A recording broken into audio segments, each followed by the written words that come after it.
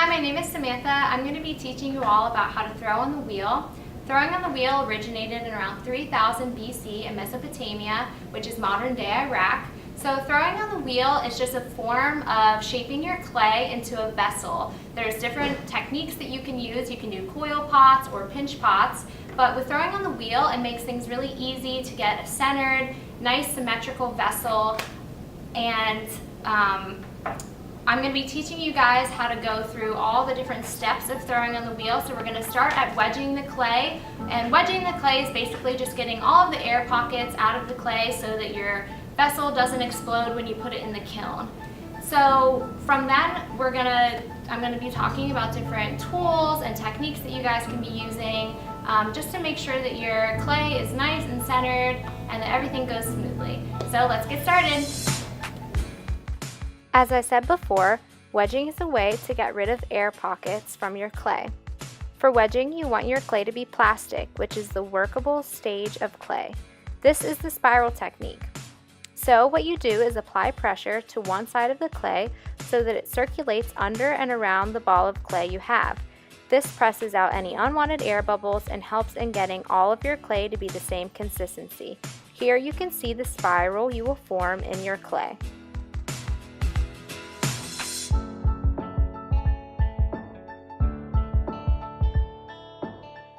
When put into the kiln, air trapped in the clay will need a way out by cracking or exploding your piece. This is why wedging can take some time, because you want to wedge at least 50 to 75 times in order to ensure that you have gotten all air from your clay. When you are done wedging, form your clay into a ball, which makes centering on the wheel much easier.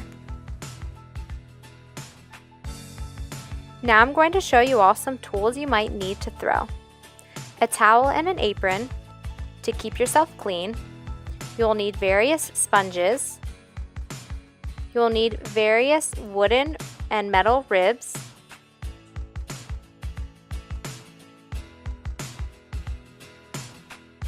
A needle tool. Wire cutters. And of course your ball of clay. And a bucket for your water. Now we're ready to throw. First, you must put your bat on the wheel. After placing the bat on the wheel, you should put a drop of water at the center of your bat and then throw your clay down as close to the center as possible, moving and pushing it around as needed. The dot of water provides suction so that your clay doesn't slide around when you begin centering.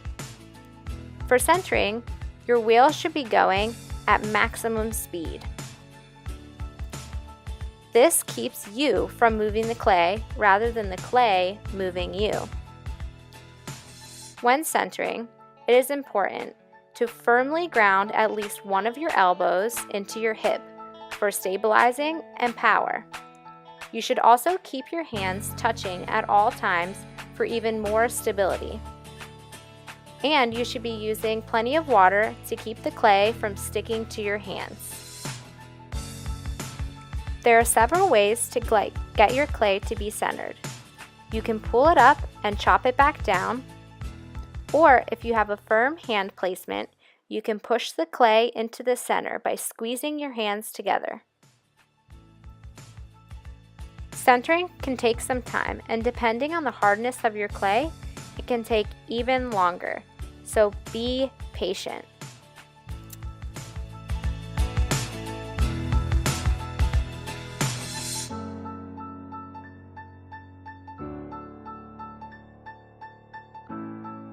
When you have your clay all centered, you should shape it into a gumdrop shape, and then begin to slightly slow down your wheel.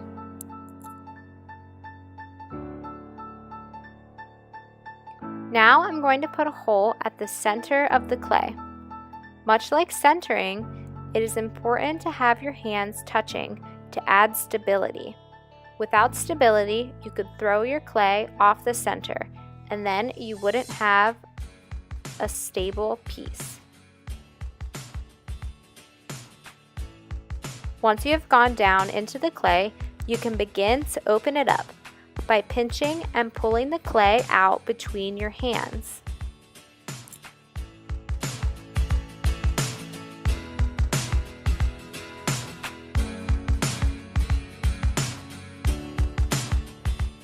Once you've done this, you can touch up the rim with your sponge, and you can press the floor down of your clay to compress the bottom. Once you've done this, you're ready to add some height to your piece.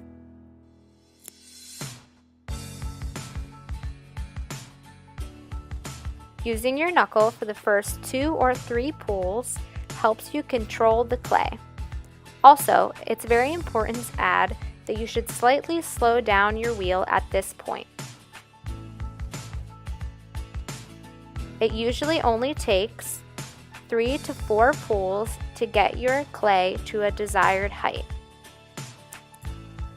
Using my sponge tool, I can get any water at the bottom of my piece without damaging it.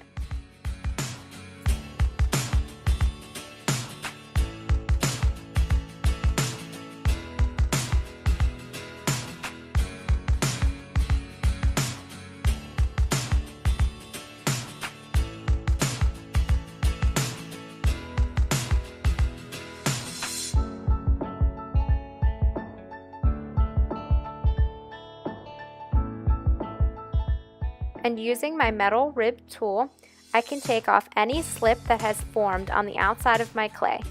Slip is watered down clay, and having too much of it makes for an unstable piece that is likely to flop.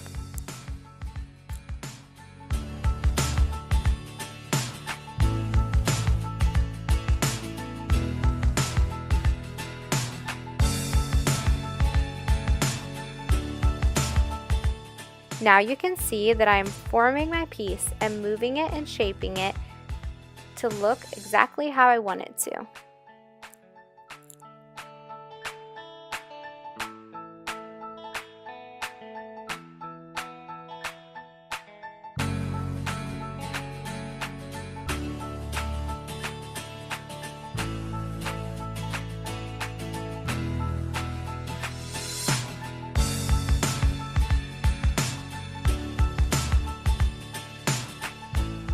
With my wooden rib tool, I can trim any extra clay from the bottom of my piece.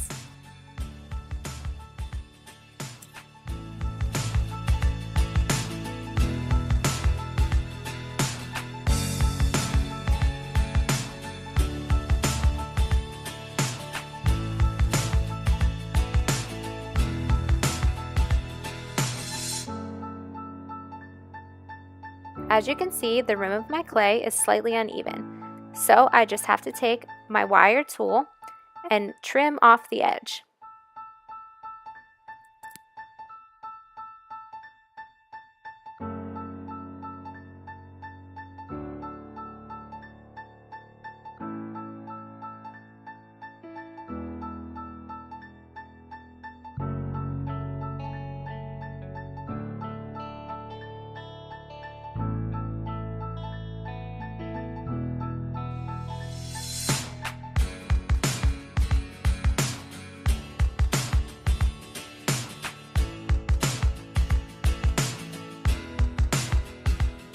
With my long wooden tool, I can trim any extra clay from the bottom of my piece, which also dries it off.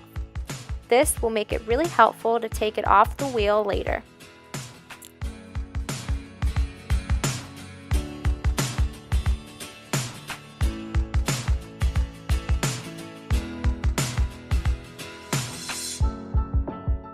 My piece is ready to be done, so using my wire tool, I can remove it from the bat.